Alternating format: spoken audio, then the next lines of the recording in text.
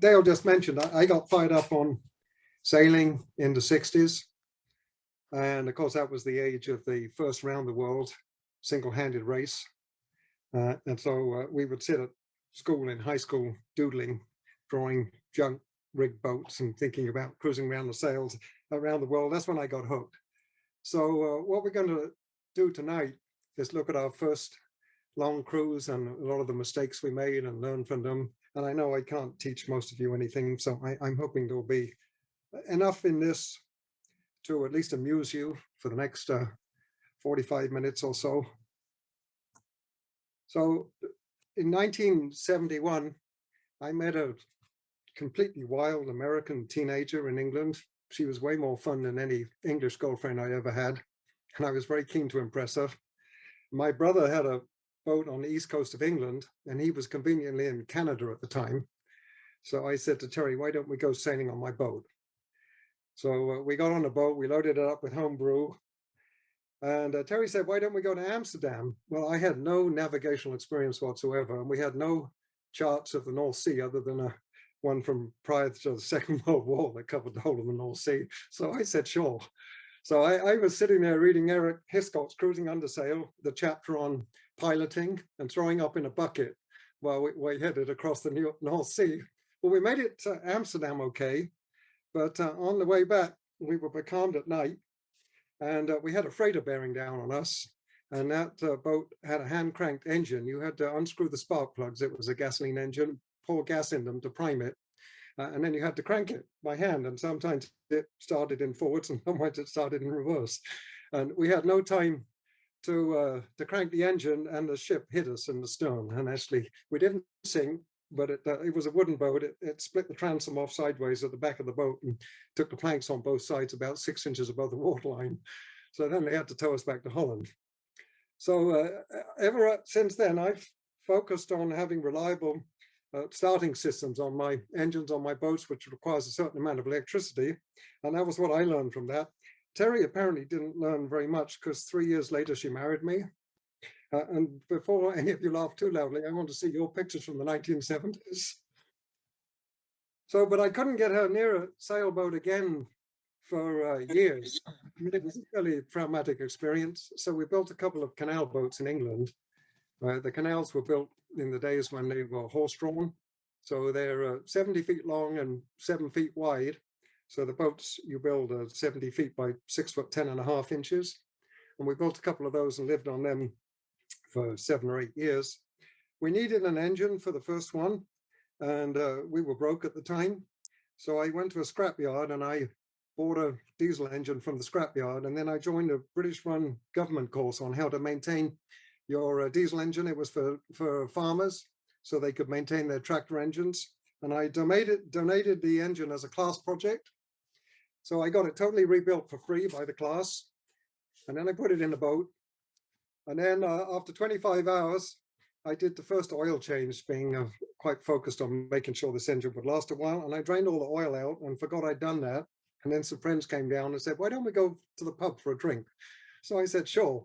So we fired up the engine without a lick of oil in it and headed up the river, we're on the River Thames, and seized it up solid within 100 yards or so. I was able actually to salvage that engine and get it running again. And I've done that twice more. Once with the car, where I've drained the oil out and forgotten about it, and then taken off for the grocery store.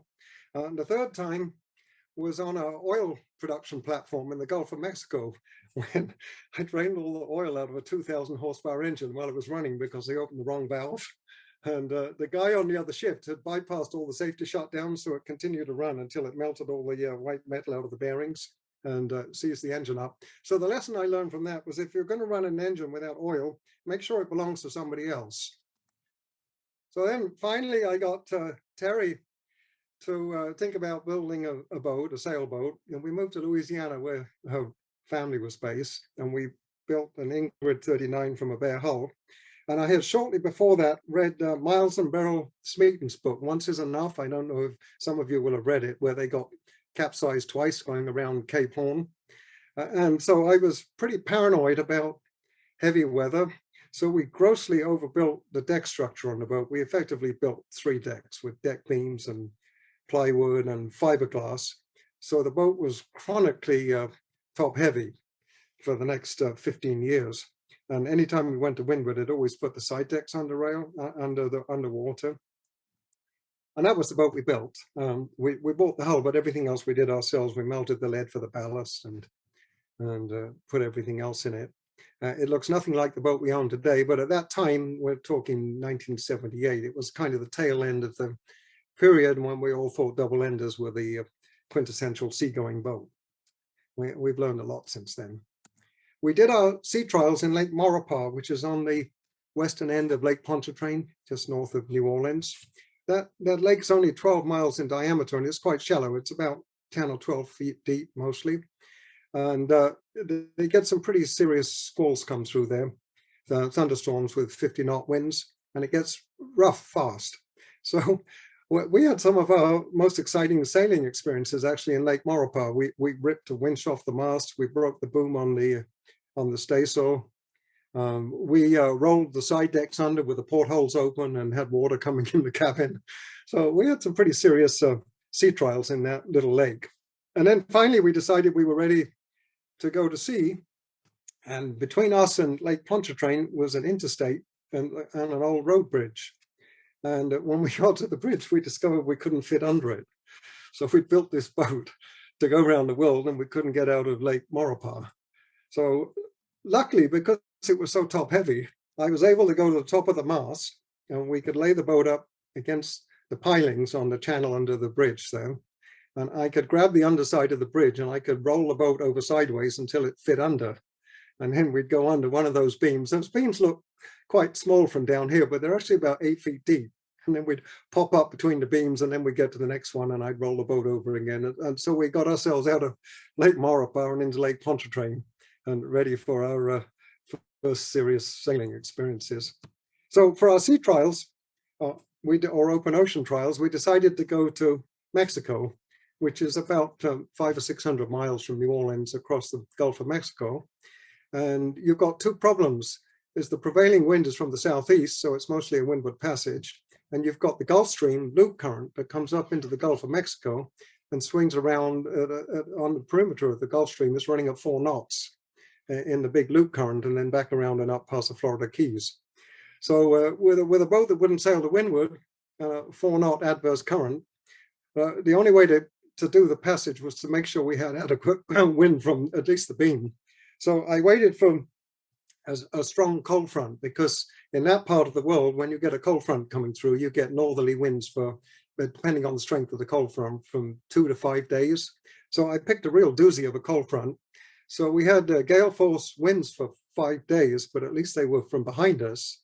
And it was actually the fastest passage we ever made across the Gulf of Mexico. We've done that one probably, I don't know, a dozen times now. And in the process, I had way too much sail up. The boat was totally out of control. We were surfing down the wave faces and then rounding up uncontrollably because we couldn't hold the boat. And the rest of the crew finally said, Nigel, if you're going to be this stupid, you can do it on your own. So they all went to bed and left me on deck. And the last night before we hit the Yucatan, the downwind pole, I had the Genoa up with a full-size downwind pole on, ripped off the mast and spun around on the end of the sheet and disappeared into the night. And finally, I realized it was time to reef down. So what I should have learned at that point was that you should at least listen to your partner when she suggests it's time to reef down. But we made it into Isla Mujeres on the anchorage there and got settled down. And I looked over to the neighboring boat and lo and behold, they had a downwind pole sitting on the deck that they'd fished out of the Gulf of Mexico. So I thought, this is too good to be true. Well, it wasn't our downwind pole, but it was a perfect fit for our boat. So they gave it to us. So then I realized you really don't have to listen to your partner when she tells you to reef down, because Providence is going to take care of you. And it's taken me another 40 odd years to figure out that maybe it is sometimes you should listen. So we had lovingly, or Terry mostly, had lovingly put 7 coats of varnish on all the woodwork on that boat. We had all kinds of nicely dovetailed hatches and joints and handrails. And when we got to Isla Mujeres, we'd had to rail underwater for 5 days. There was nothing left on the cap rail on the leeward side. So we struggled with the varnish for years, and in the end we gave up and painted everything. And that's the last boat we've ever had with external varnish on it, because it's just too much maintenance, especially in a hot climate. And on our current boat, we couldn't get the boat builder to get rid of the cap rails, but they're not varnished. That's the only bit of wood, or external wood, on the boat. We also had lovingly put teak decks on that boat with a nice king plank and all kinds of fancy finish. And after 10 years in the tropics, with those teak decks get too hot underfoot and they collect dirt, we took an angle grinder to them and ripped them off the boat and put a non-skid surface down. Never again have we had teak decks on a boat. It's just too much hard work in a hot environment. We spent most of those first 15 or 20 years cruising around the Caribbean and in other hot places. In January 1987, I decided we were ready to go around the world. So we set off with a 1-year-old daughter, and Terry was 5 months pregnant. So this wasn't the smartest decision I ever made in my life. The first leg of the trip was from New Orleans across the Gulf of Mexico to Key West, which once again is a dead to windward leg against those southeast winds. So we picked another cold front to get started. And so it was pretty rough. And we both get seasick, Terry and myself, but Terry gets especially seasick, and being pregnant didn't help. So she was chronically seasick for much of the trip, which was obviously put a significant damper on our cruising. So we have struggled with this for years, and we've tried all kinds of stuff. Oh, I should mention, before we even got out of the Lake Pontchartrain, I managed to ram the boat aground on a falling tide. And so we got really seriously stuck, and we ended up having to get a fishing boat to pull us off by the masthead, which is something we've done a few times since then. It works remarkably well as long as you've got very strong stays and shrouds, otherwise you buckle the mast. But if you can take a halyard from the masthead to any kind of a boat, especially if you have a tender boat like that one, you can roll the boat over and pull it off just about anything. Well, and because that boat was so tender, it was easy to roll it over. So the guy on the fishing boat, I went on the boat with him. He's pulling, the boat rolls over, the side decks start to go under water. He backs off. He said, "I'm going to roll it over." I said, "That's exactly what we're trying to do. We keep on going." So he pulls a little harder. We roll the side decks under, we roll the portholes under, and then we pulled the boat off the sandbank and got it out and headed out to the Gulf of Mexico. So in terms of seasickness, oh, and I forgot this slide as well, because Pippin was a year old. She was barely walking when we put her on the boat. And I figured she wouldn't be able to climb up the companionway ladder. So I figured she was pretty safe down in the cabin while we were at sea. Well, the first day she manages to figure out how to climb the ladder. And then she's on the chart deck, and then she's playing with the breakers in the navigation panel. And then she stuck her fingers in the priming of the, we had a stove that had a priming system to heat up the burners, and she burned her fingers. So we learned very rapidly that having a child of that age on a boat is a 24-hour-a-day watching. You've got to just keep an eye on them nonstop. So in terms of seasickness, we've tried everything. Back in those days, NASA was having a problem with space sickness. You know, this is 1987. When we're starting to do some of the moonshots and so on. And they took a bunch of Navy veterans and they built a machine that could make them seasick, regardless. And these were some people that had been at sea for 20 years and never been seasick, but they could find a way to make them seasick. And then they tested a whole bunch of drugs to see what would fix this. And they came up with a cocktail that consisted of ephedrine and promethazine. And if any of you are doctors, you'll recognize those two. At that time, you could buy ephedrine over the counter, except after a while, the druggist discovered you could cook the speed out of it, so they took it off the market.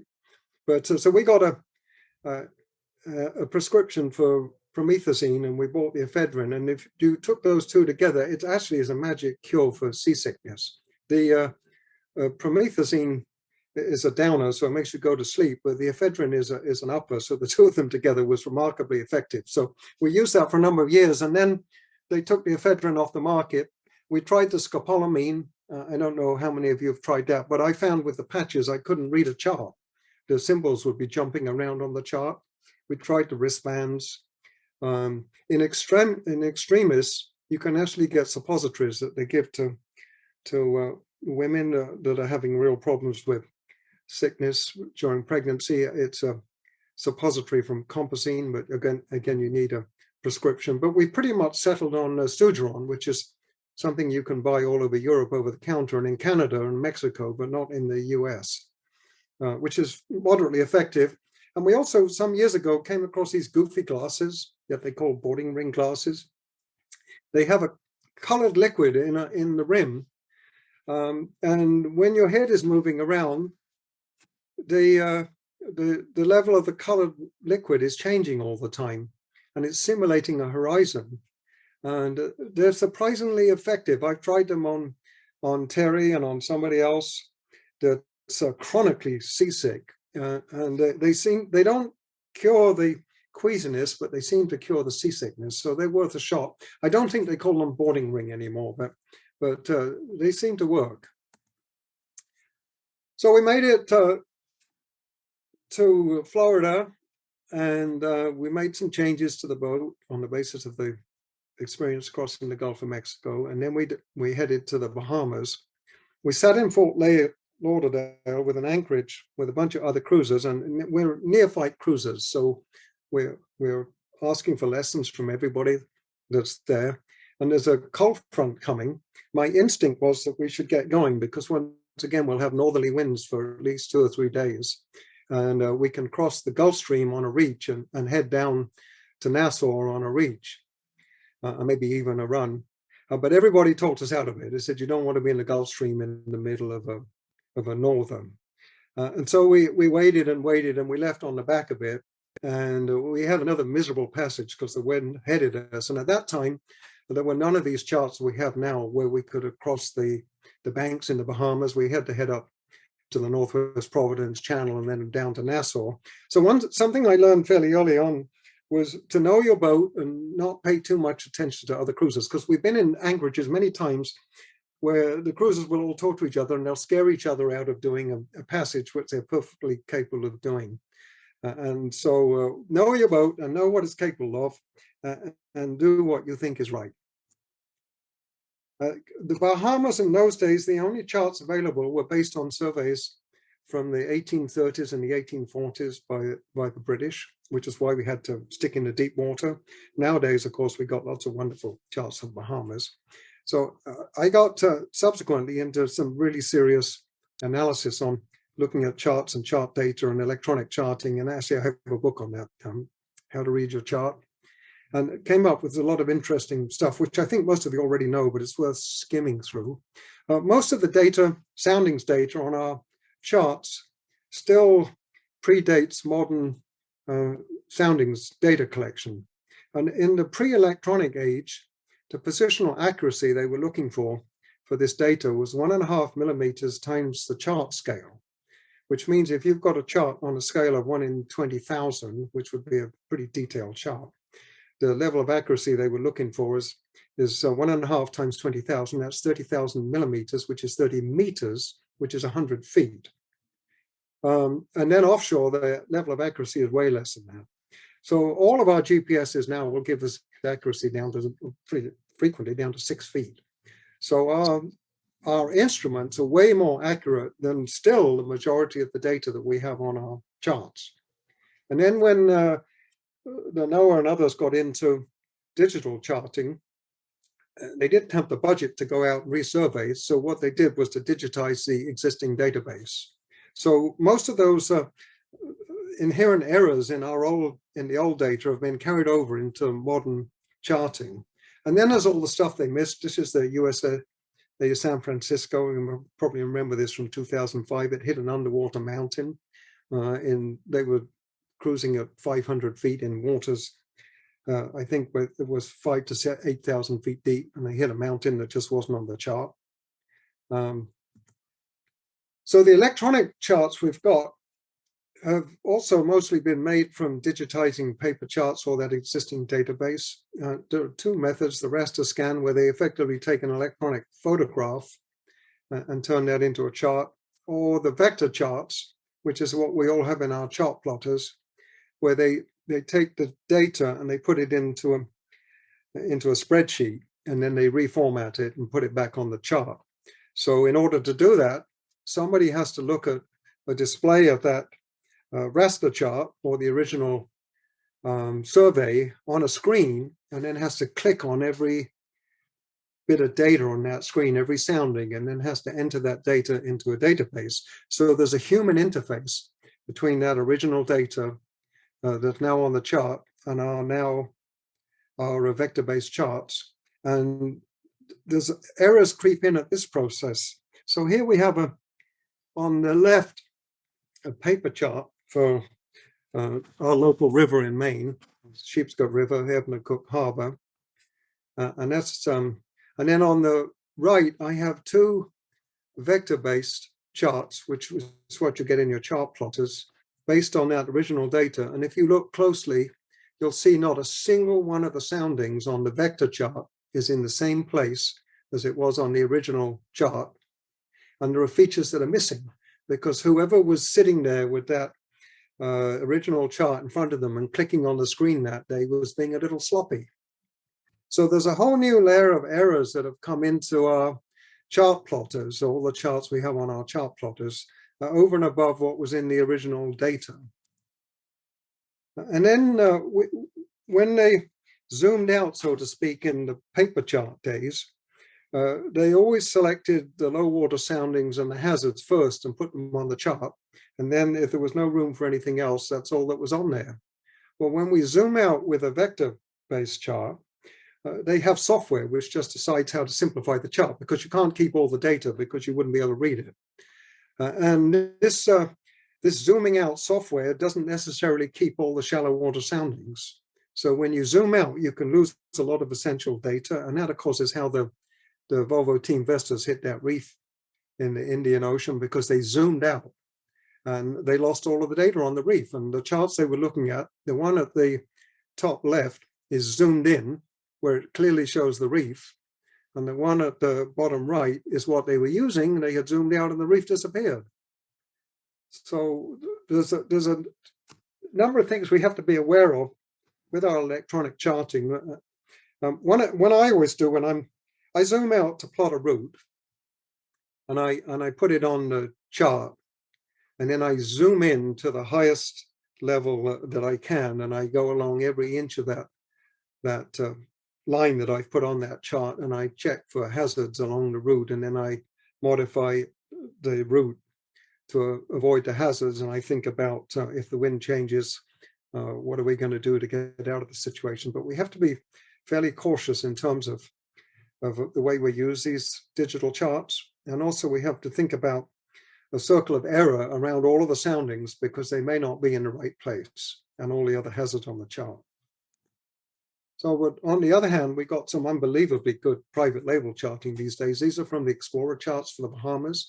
And if any of you are intending to go to the Bahamas, they're just fabulous charts. Monty and Sarah Lewis have put 20 years of their lives into making these charts. And I got to the point using their charts where I was willing to sail in 7 feet of water. We had a 6-foot draft all night long without worrying about hitting something. We made it to the Bahamas, and we island hopped down to Great Inagua, which is the last island in the Bahamas.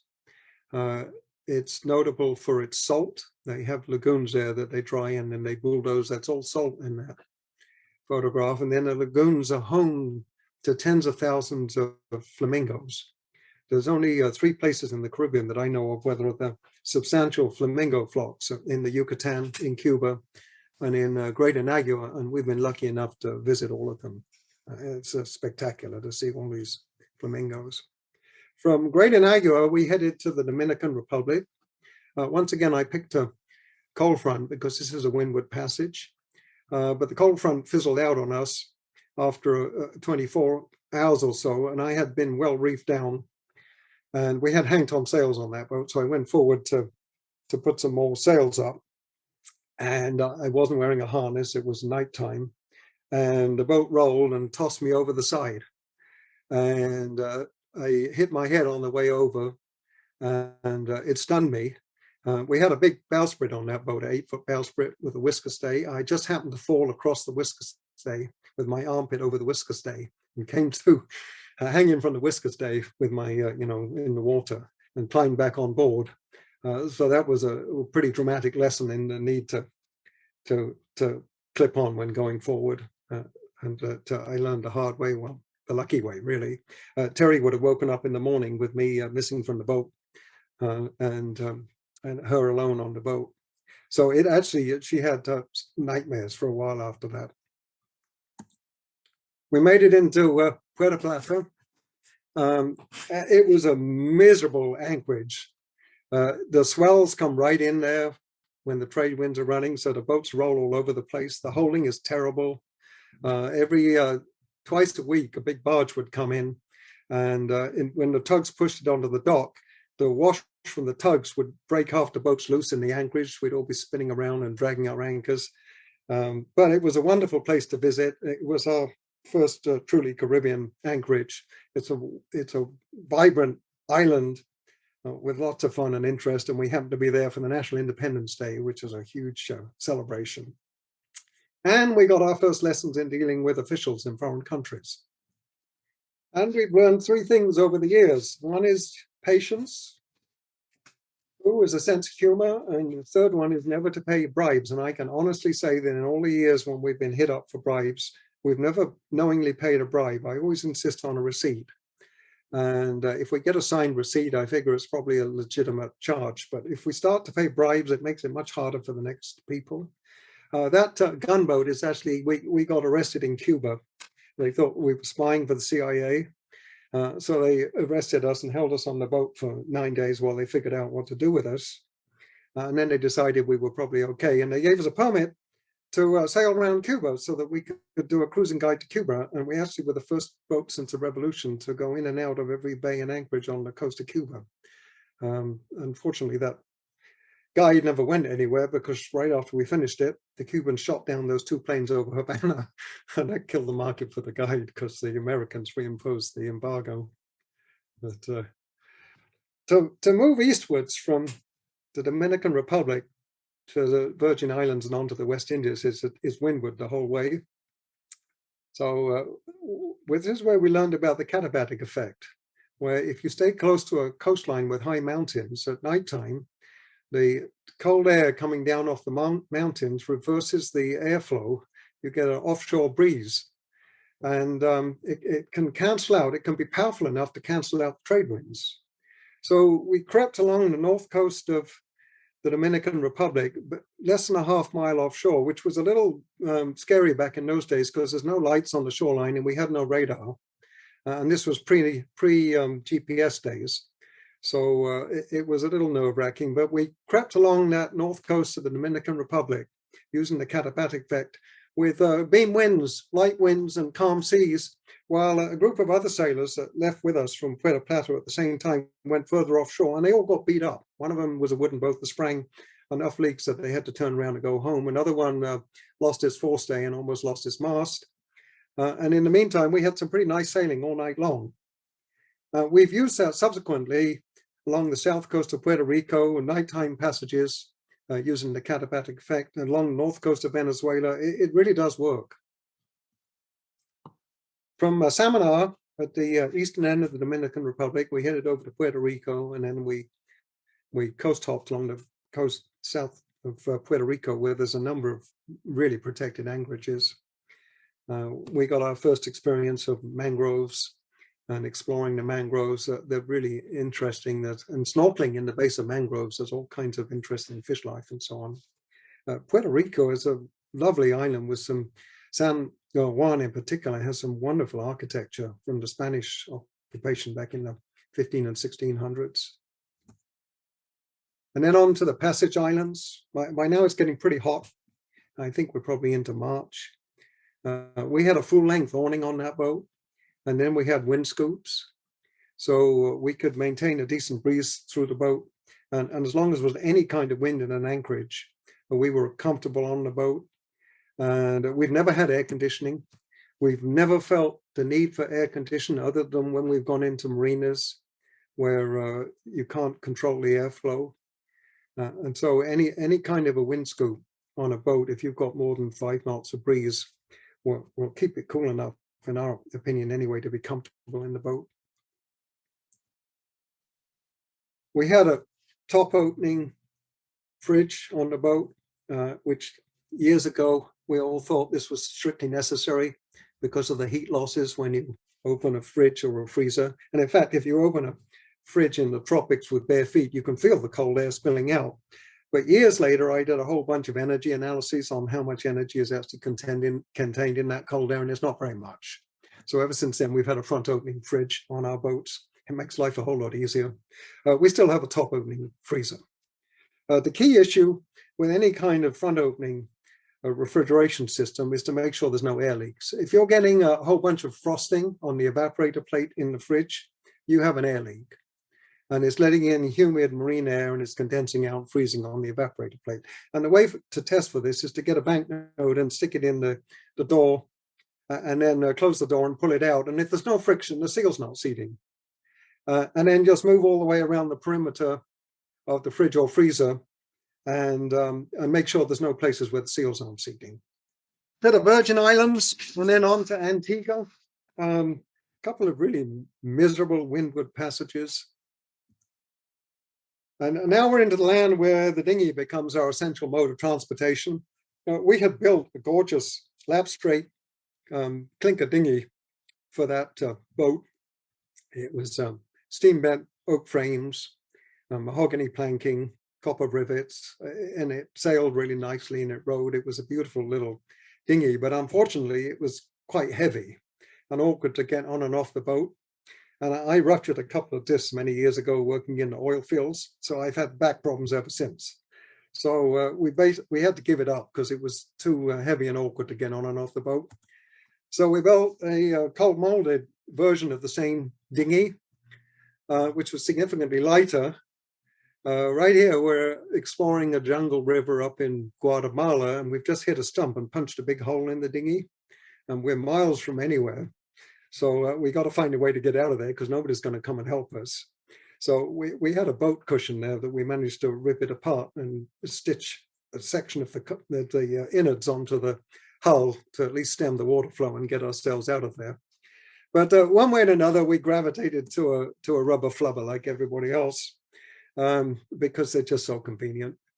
And the main things here are to make sure that they Hypalon or equivalent. Well, our first one was PVC, and PVC, you're lucky if it holds up 5 years in the tropics. The sun eats up the chemicals in the plastic, and then the tubes just fail on you. And you want large tubes to keep it dry, and a rib or an inflatable floor, especially if you want to try and get it on a plane. And we like a powerful enough outboard to get it on a plane with 4 people in it if we're a mile or so from where we want to go, so we can move in a hurry. But we've actually had a torpedo on the boat, one of the little T1003 outboards for the last 10 years, 8 to 10 years. I don't think we've burned more than 5 gallons of gas in the big outboard since we got the torpedo. We just love it because it's so light and easy to put on and off. The only time we've ever used the big outboard is if we wanted to go some distance. And then we put it on there and then we can fire it up. From Antigua, we headed down to Martinique, and now we finally are getting more or less into the land of the trade winds where we're not beating the windward the whole time. So my brother and his wife decided to come and join us.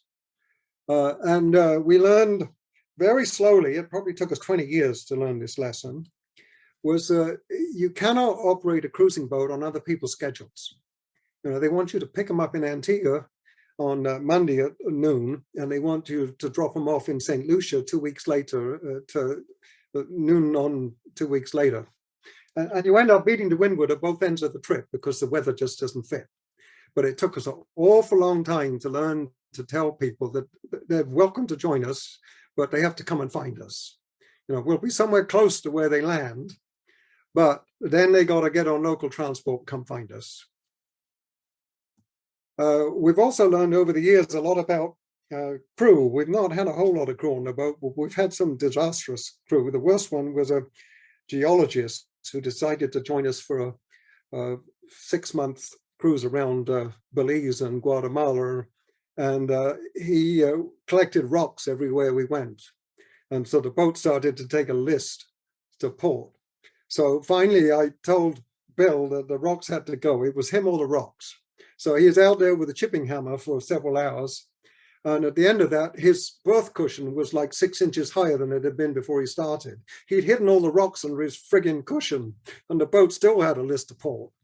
So we've learned the hard way that you need to check crew out a little bit before you go off for at least months with them. And also I've learned that I don't care how much they know about sailing or what their technical skills are.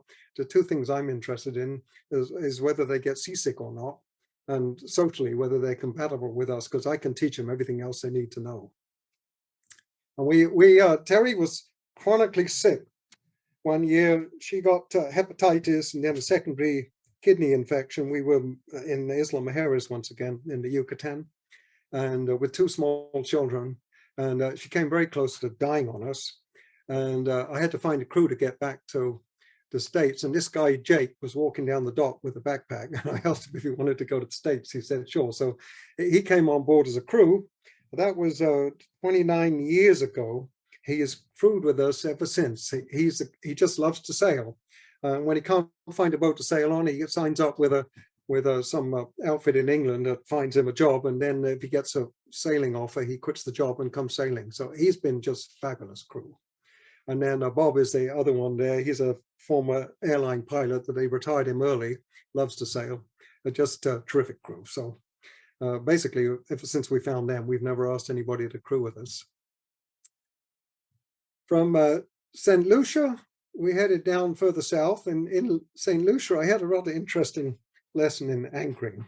As those of you who have been there know, that the standard process there, because the coastline drops off really steeply. So you drop a stern anchor and on a fairly long road, and you head in towards the shore, and you wait till it grabs the bottom, and then you go into the beach and you take a line ashore and tie it off to a palm tree. Well, for some reason, I decided to do it in reverse. And I put the stern line to the palm tree first, and then went to row out the primary road, which is your chain road. So I dumped the anchor and the chain in the dinghy and started to row it out with my foot on the chain, so I could control the rate at which it went over the side of the dinghy. Well, as we got into deeper water, there was a fair amount of chain hanging down there, and all of a sudden it got out of control. And now the chain is whipping out of the dinghy really fast. So the only thing I could do was get out of the way, and then it grabs the anchor, and the anchor punches a hole in the side of the dinghy. This was in the days when we still had a wooden dinghy, and tries to take the dinghy to the bottom. So luckily I had enough buoyancy in the dinghy to where it didn't sink. But I got another backache fishing the dinghy out of the anchor out of the side of the dinghy. So I learned to be a little cautious when rowing out a chain road. Over the years, we've tested all kinds of anchors, and I also at one point put on the boat some fairly sophisticated rigs, so I could do load testing of anchors, and I could measure the yawing loads and the wind loads and so on and so forth. We've had CQRs, Deltas, Fortress, Danforth, Fisherman, Bruce, Rockner, Mansons. I can say without hesitation, for those of you that are still too cheap to go and buy a decent anchor, if you've still got that CQR anchor on the boat or the Bruce, there's no comparison to the modern generation of Rockners and Mansons and Spades, these kinds of anchors. They hold so much better in all kinds of bottoms. And of course, at the end of the day, there's no substitute for weight on the bottom. But we've had a Rockner for a number of years now. And that thing almost never drags. It almost always sets on the first attempt, including in rocky bottoms and weed and kelp. It's just made such a difference to our anchoring experience. I spend a lot of time looking at charts and picking anchorages because of the seasickness problem, because I can't afford to have us rolling in an anchorage. And we've learned also that there are times when the charts are not a very good guide. I have actually photographs of anchorages where on the western side of islands where the wind is coming from the east, where the swells are curving all the way around the island and coming in from the other side, sideways into the anchorage. So I do spend quite a lot of time thinking about that, and also planning an exit strategy in case we have to get out in the middle of the night, which we've only had to do once, actually. We learned also early on to have a set of anchoring signals so that we don't have to talk to each other when we're anchoring. Because if you have to talk to each other and you get in a bind, it always ends up in a meltdown. So we have, simple signals: port, starboard, speed up, slow down, shut the engine down. And we've never had a problem communicating since. So here we are up the top of a loch in Scotland. This is a fairly difficult place to get you. You have to tease your way around a bunch of rocks to get in here. And the wind was blowing down the glen here, so we're anchored off with an offshore wind in an absolutely spectacularly beautiful spot. And then in the night, a gale blew up from 180 degrees in the opposite direction. So now we're hanging off a dangerous lee shore, rocky shore, with the waves building quite rapidly. The loch's like 4 miles long. And we had to get out of there, and it's also pissing down with rain so heavily that we had our Jake, the crew guy, with us on the bow. I couldn't see him from the cockpit, so I had Terry outside the cockpit there relaying between the two of us. But I always, these days, I save the path in on the chart plotter because we had to tease our way back through the rocks. And I basically just zoomed in on the chart plotter and followed the route out to get us out of there. And then we got to the other end of the loch and anchored for the night. From Venezuela, we were headed downwind. This is a straight downwind passage. I mean, from Grenada to Venezuela. And with that boat, which was so tender, anytime we went downwind, it rocked and rolled like crazy. I mean, we would roll one cap rail under and then we'd roll the other cap rail under. It was slow motion. It wasn't rough, but pretty difficult to hang on. So talking about interior stuff, I do a lot of boat shows, and I look at these modern cruising boats where there's no handholds, accessible handholds down below. It's really essential to have lots of handholds that are in reach for all crew members, like our daughter Pippin there, and she's getting older here, but there's no way she can reach the overhead handrails that so many of these boats have. And also because of the seasickness, we've always needed really comfortable sea berths, and the most comfortable point of a boat is in the middle of the boat and as close to the cabin sole as possible. So we've always on our boats had at least 2 berths that were parallel to the center line, because otherwise every time you tack, your head goes up and down, and that we could put lee cloths on so that we could use them in rough weather. And typically speaking, when we're doing a passage, we moved into the saloon from our own cabin because that's where the least motion is.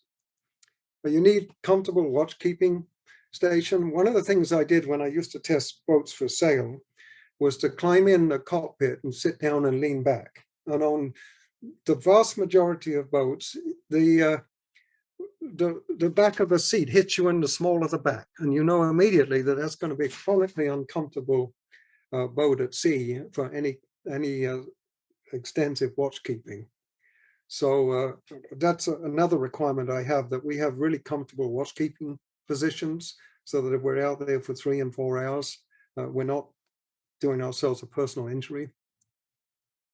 Well, we got to Venezuela, and Terry's the second baby was due. Terry wanted to have it in Venezuela, but our Spanish is not very good. And I was a little uncomfortable with that. So we disguised her belly, because otherwise the flight, they wouldn't have let us on the plane. She was like 2 weeks from due date. Flew back to Montana and had the baby in Montana. Took him fly fishing in the mountains. Had a very pleasant little trip. And then we flew back to Venezuela with 2 babies and a contract for a new boat, which was my boat owner's manual. Both of the babies still in diapers. And so that kept me busy for a while. And the core focus of that book, although half of it is on mechanical systems, has always been on the energy side of our boating. because we had so many problems ourselves. That first long trip to Venezuela and back, we went through 2 sets of 8D batteries. Those are those great big, batteries this size that weigh almost 200 pounds each. And so I figured there had to be a better way to do this. So I spent an awful lot of time, actually the next 2 years essentially, researching these issues and talking to all the gurus of the day and figuring out how we could have better systems. Nowadays, we've just made the situation a whole lot worse. We all have laptops and radar and autopilots, electronic navigation. We didn't have any of these things in those days. And so my focus has been on how to be able to have all these things on the boat and not have to run engines hours a day to supply the energy for them. And the last, actually, starting in 2008, so we're now looking at 13 years, I've managed to pull in a substantial amount of grant money and other people's money to focus on this. And we've come up with some pretty impressive systems, so I say so myself, for generating this energy the most efficient way possible on our boats. So we made it to Venezuela. Having 2 babies in diapers was a really messy business. So in the end, we gave up having them wear diapers and we let them crap on the side decks and then we'd hose it down. And that's how we discovered they had worms, because you could see the worms whittling in the crap. So there was some benefit from a medical perspective to not having the diapers. But anyway, we decided that we should head back to the States until we had them out of diapers. So once again, we're going along the north shore of Venezuela, and this is a windward passage. So we did these nighttime passages using the katabatic effect, which worked really nicely until we got to Pago, which is the last. Oh, so I want to talk, before I get to Pago, I'll talk a little bit about sailing with children. So Pippin, her first words that she learned were "no boat, walk on the beach, no boat, walk on the beach," because she really didn't like being on the boat. And she also got seasick from a very young age, which I had read somewhere that babies didn't get seasick.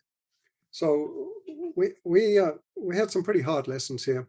One was don't sail with babies in diapers. Another was obviously don't let them fall overboard. That first extended cruise in the Caribbean, actually 2 children lost off cruising boats. So we put a net around the boat, and although it's not politically correct, it was a spanking offense to climb on the lifelines because it was life or death for them. And you can't have a rational discussion with babies about this stuff. I, being English, I'm a bit more formal than Terry, and I felt we should do some proper homeschooling. So we bought the Calvert system, which I think some of you probably use with your kids or grandkids. It was like pulling teeth to get them to sit down and do homeschooling. It took me a long time to realize it's a total waste of time. They learn more from being on the boat and doing what you do on the boat than you can ever teach them from any kind of formal stuff. The only thing they basically need to know is how to read and write. We read to them a lot. So they got a liking for reading. And we taught them basic arithmetic, and the rest of it, they learn more than they can ever possibly learn any other way. I mean, they don't get experiences like this in school. And when finally we put them into high school because we didn't feel competent to educate them anymore, and they both did great, and they got near full scholarships to high-end liberal arts colleges. And so don't worry about the education bit. It's just a pain in the backside for everybody. They'll catch up in plenty of time. So the other thing, you do need to remind them to wear clothes when they go ashore, because they will forget. Now, the Americans are really funny about nakedness. Everybody else doesn't care. And I would say we have the closest knit, when I'm certain, a family of anybody we know. And I put it down to that cruising experience. We're still really tight with both our children. They're in their mid-30s now. And in fact, we're flying to New Orleans to hang out with them next week. And we have a really, really tight, close-knit family. So we got to Pago, which is the last inhabited place on the north coast of Venezuela. There's no roads there. It's just a little fishing community accessible only by boat. And not a very good anchorage. At this point, Paul is about 4 months old, I think. He got really, really sick to the point where he's wheezing and struggling to breathe. and he's actually starting to turn a little blue from lack of oxygen. So we're really freaked. So we sailed overnight to Grenada and found a doctor and got him sorted. But I think if we'd been on a longer passage, say we decided to sail straight to the Virgin Islands or something, a 3-day passage, we could potentially have lost him. So this was also a really scary experience. From Grenada, we decided to sail to St. Lucia, and this was the worst night ever we've had at sea. And then this is, 30-something years ago, and it's still the worst night ever. We got set well to the west of St. Lucia by the trade winds that kind of gone into the northeast, and there's a current that kind of sets to the west there. So then we had a totally miserable beat to get back up to St. Lucia. Everybody was seasick. So the children were really grungy. So Terry takes them down below. She's got the two of them. We did a nighttime passage again, so they'd sleep through it. She's got the two of them like this, and then they threw up over each other and over Terry. So then they fell back asleep. They're babies. Babies do these things.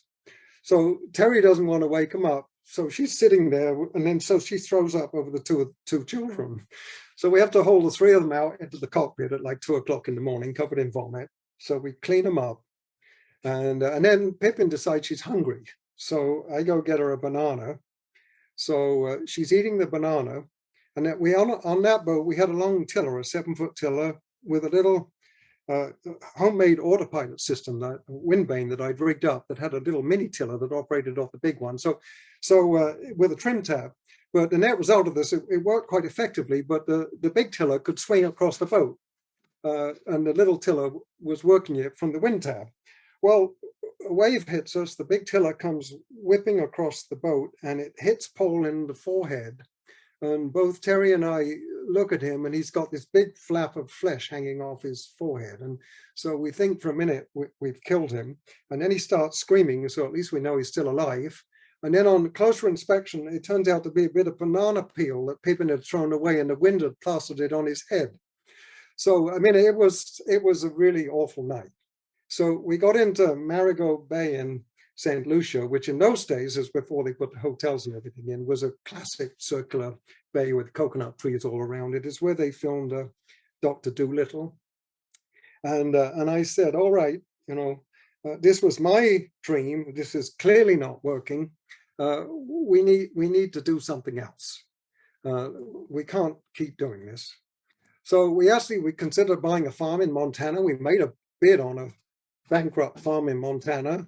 We almost bought a motel in Idaho in a town that turned out to be a Superfund site. So that wouldn't have been such a good deal. But Terry said, you know what, let's give this one more shot. And so from St. Lucia going northwards through the West Indies, of course, it's just island hopping with either beam winds or following winds. So we had a leisurely 2 or 3 months when all of these beautiful little islands and lovely anchorages, and it kind of totally restored our belief in the cruising, or at least my belief in the cruising life, and Terry's willingness to put up with it, because to this day she doesn't like to sail. She's never liked to sail. She's put up with this for 50 years now. So the only lesson that really matters here was this has to work for everyone on board. There has to be some sort of a compromise. I realize there's no way I'm going around the world with this family. It's either the boat or the family. And I think Terry came to terms with the fact that it's going to be really hard to pry me out of a boat. So we've been, this is 30 plus years ago. We're still cruising together. Even though Terry still doesn't like to sail and she'd still rather be traveling in an RV. We keep the passages short. If I've got long passages, I get a crew. And nowadays, we're financially secure enough that if Terry wants to fly, we can fly her and I can take the boat somewhere. And then we go to neat places and we basically day sail from one neat place to another. The children still like us. This last few years, we've spent 3 summers on the west coast of Scotland. For those of you who've never been there, this is by far my favorite cruising in the whole world. The weather is totally miserable. But the scenery and the wildlife, the anchorages, it's just spectacular. So we spent 3 summers up there. In this particular island that we're on here, the puffins are so tame that they just come up to you. They're not worried about it. There's tens of thousands of them. We went up to the Faroes, just really spectacular scenery. That's about a 2-day passage, so it's not an overly long passage. And then down the west coast of Ireland for a couple of summers. That's truly miserable sailing, because the minute you stick your nose out of an anchorage, you're into the open Atlantic with a 3,000-mile fetch. So it's big swells and unpleasant conditions. But again, the Irish are delightful. There's some wonderful anchorages. We went to the Skelligs, where of course they filmed part of the latest Star Wars movie. And then we spent 3 summers on the west coast of France and Spain and Portugal, which the sailing is much of the time not that good, but the cultural side of being there is just wonderful. I didn't even realize, I grew up in England, that we still have cities in Europe that have city walls built by the Romans, and some of them almost intact. Terry's terrific at digging out the shoreside stuff. So we go to some place, we anchor up, and we go rent a car and go exploring. So 2018, we went in and out of the Minho River, which is between Spain and Portugal on the Atlantic coast, several times. The cruising guide tells you don't even think about it. It's just not safe. Well, we picked our first trip when it was flat calm and no swells coming out of the Atlantic, and we anchored up, and we got in the dinghy, and we took a bunch of soundings, and we figured out a passage in over the sandbars. And we went in a couple more times that year, and then we went in the following year, I saved all the tracks on the chart plotter, and then we went in again in 2018, 2 weeks after we had just been in and out of there. And when we went in, that lower left picture, it was pretty rough, but we went in without any problems following those same tracks. We came out 2 days later, the sandbar had shifted 30 yards overnight, and we hit the sandbar. And we wrecked the rudder, we cracked the hull, we came. If it wasn't such a well-built boat, we would have sunk the boat. We managed to get off of there and get to a yard in Spain where we did a repair job. We thought we had done an adequate repair job, but unbeknownst to us, we'd done substantially more structural damage than we realized. We had the whole lot start to break up in a 4-7 in the Bay of Biscay, and we were lucky to make it into England, and where they did a much more thorough repair job, and the net result of that was it was over $100,000 repair bill. However, we had a really good insurance policy. I got to thank Pantanius. They were terrific. And one of the benefits of my way of life is that every time I screw up, if I don't mind sharing my mistakes with other people, I can write about it, and I'll have more than one magazine that wants to publish it, and I get paid for it. So I get paid for my mistakes. And I managed to publish this story enough times to pay off the deductible on the insurance property and make a small profit on the day.